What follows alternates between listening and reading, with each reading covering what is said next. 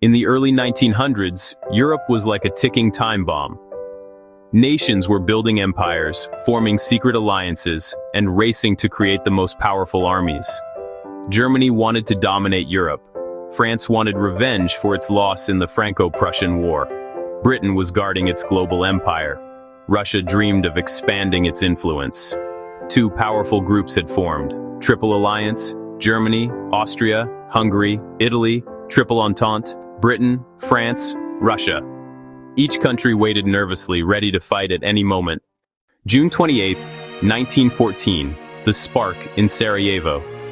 In the city of Sarajevo, the heir to the Austro-Hungarian throne, Archduke Franz Ferdinand, was visiting with his wife, Sophie.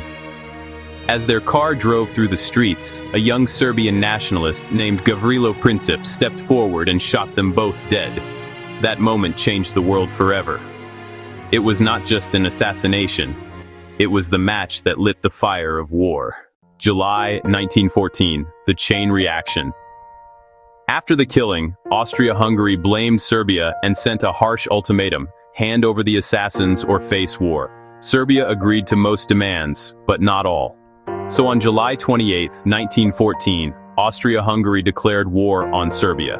Russia, Serbia's ally, began to mobilize its army. Germany warned Russia to stop, but Russia refused. So Germany declared war on Russia on August 1st, and then declared war on France on August 3rd. Germany invaded Belgium to reach France, but Belgium's neutrality made Britain join the war too, on August 4th, 1914. In just 1 week, Europe was on fire. Every nation was pulled into the storm. The Great War begins by the end of August 1914. Germany was fighting France and Britain in the west. Russia was attacking Germany from the east. The world's biggest powers were now at war. No one knew this war would last 4 years and take the lives of over 16 million people. The world divides, August 1914. By early August, the world was split into two sides. Allied powers, Britain, France, Russia, Serbia, later joined by Japan, Italy, and others. Central powers, Germany, Austria, Hungary, soon joined by the Ottoman Empire and Bulgaria. Every country believed the war would end quickly, maybe in a few weeks. But they were wrong. Dead wrong. The Western Front, August 1914, Germany's main plan was called the Schlieffen Plan. Their goal: attack France first, crush it fast, then turn east to fight Russia. To reach France, German troops invaded Belgium on August 4, 1914. Belgium resisted bravely but was overrun. Britain declared war that same day, calling Germany's attack a violation of international law. German soldiers marched through Belgian towns, Louvain, Liège, Brussels, destroying villages and railways. This brutality shocked the world. The Battle of the Frontiers, August 1914. French armies attacked Germany along their border, believing in their old war plan called Plan 17. They charged in bright uniforms, waving flags, but machine guns and artillery mowed them down. Tens of thousands died within days. Meanwhile, Germany's army swept through Belgium toward Paris, the heart of France. September 1914, the miracle on the Marne. Just when it looked like Germany would capture Paris, the French made a desperate stand along the Marne River. From September 6-12, the Battle of the Marne took place. French taxis carried soldiers from Paris to the front lines, thousands of them. It was chaotic, brutal, and bloody. But somehow, the French and British pushed the Germans back. That moment saved France and changed the war forever. Germany realized they couldn't win quickly. The birth of trench warfare, late 1914. After the Battle of the Marne, both sides dug deep trenches to protect themselves from bullets and shells. From the North Sea to Switzerland, a line of trenches stretched over 700 kilometers. Welcome to the Western Front, a nightmare of mud, rats, barbed wire, and death. Every day, soldiers faced constant shelling, snipers watching every move, poisonous gas attacks starting in 1915, flooded trenches and diseases like trench foot. Progress was measured in meters, not miles. The Eastern Front, 1914 to 1915. While the West was stuck, the East was on fire. Russia invaded Germany and Austria-Hungary in August 1914. At Tannenberg, German generals Hindenburg and Ludendorff crushed the Russians. Over 100,000 Russian soldiers were captured. But the Eastern Front stayed huge and bloody, with millions fighting across Poland and the Balkans. Winter 1914, Christmas truce. Something rare happened in December 1914. On Christmas Eve, British and German soldiers stopped fighting. They climbed out of their trenches, shook hands, exchanged gifts, and even played football in no man's land. For one night, humanity returned to the battlefield. But the next day, the war began again. By the end of 1915, trench warfare had become the new normal. Millions of soldiers were dead or missing. New weapons, machine guns, gas, airplanes, submarines were changing war forever.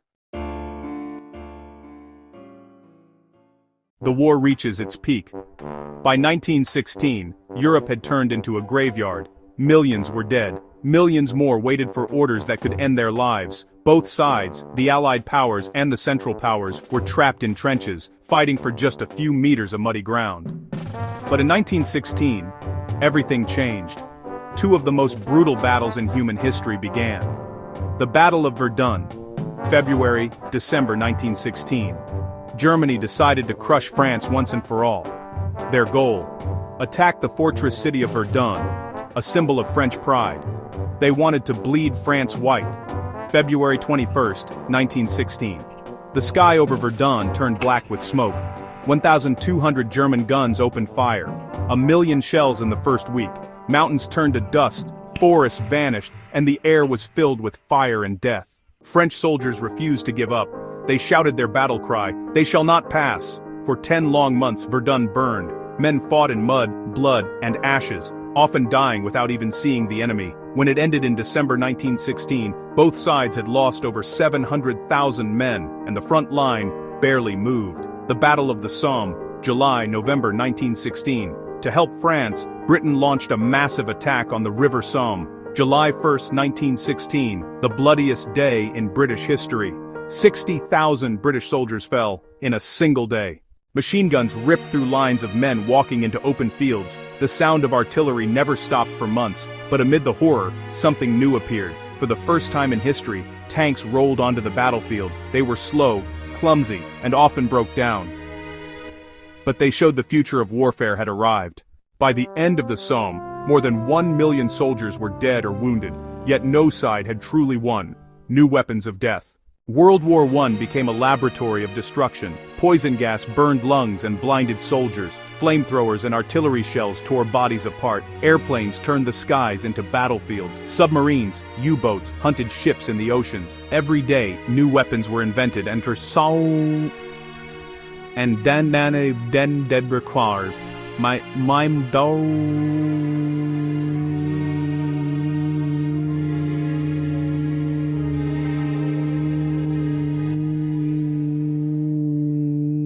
The Russian Revolution, 1917. While battles raged in Europe, Russia was collapsing from inside. Millions of soldiers were starving, and the people had lost faith in their Tsar. In 1917, revolution swept the country. The Tsar was forced to abdicate, and later the Bolsheviks, led by Vladimir Lenin, took power.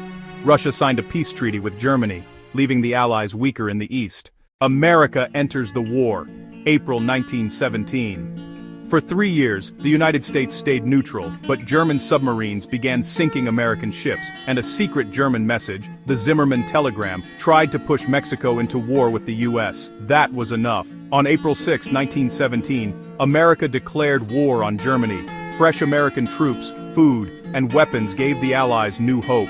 The war that once seemed endless now had a light at the end of the tunnel. The human cost. By the end of 1917, more than 15 million soldiers and civilians were dead. Cities were gone, nations were broken, and an entire generation had been lost, but the war still wasn't over. The final storm was yet to come.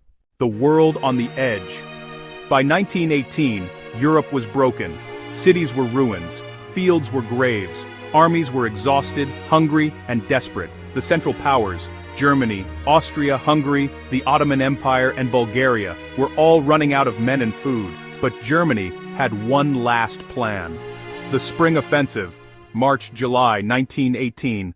With Russia out of the war, Germany moved hundreds of thousands of soldiers from the east to the western front. They wanted to win before American troops could fully arrive. March 1918, Germany launched a massive attack, a storm of artillery, gas, and machine guns, pushing deep into France. At first it looked unstoppable. German soldiers captured towns, broke through trenches, and even reached within 80 kilometers of Paris. But then, they ran out of strength. American forces began to arrive. Young, fresh, and full of energy, the tide started to turn. The 100 Days Offensive, August-November 1918. Now it was the Allies' turn to attack. From August 8, 1918, British, French, and American troops launched a counterattack known as the 100 Days Offensive. They pushed Germany back mile after mile. For the first time in 4 years, the trenches began to move. Tanks, airplanes, and endless shells crushed the German lines. Morale inside Germany collapsed. Soldiers refused to fight, and protests broke out in the streets of Berlin. Germany falls, October-November 1918. By October 1918, Germany's allies began to surrender. Bulgaria, Sept 29, Ottoman Empire, Oct 30, Austria, Hungary, Nov 3. The German Navy mutinied. The Kaiser, Emperor Wilhelm II, fled to the Netherlands. Germany was now leaderless. Finally, on November 11, 1918, at 11 a.m., the guns went silent. An armistice, a ceasefire, was signed. After 4 years, the Great War was over. The cost of victory. The war had changed the world forever. Over 16 million people were dead. Empires collapsed. German, Austro-Hungarian, Ottoman, and Russian. New nations were born. Poland, Czechoslovakia, Yugoslavia. The map of Europe was redrawn. But victory came with pain. Cities destroyed. Families lost. Millions scarred forever, both in body and mind. The Treaty of Versailles, 1919.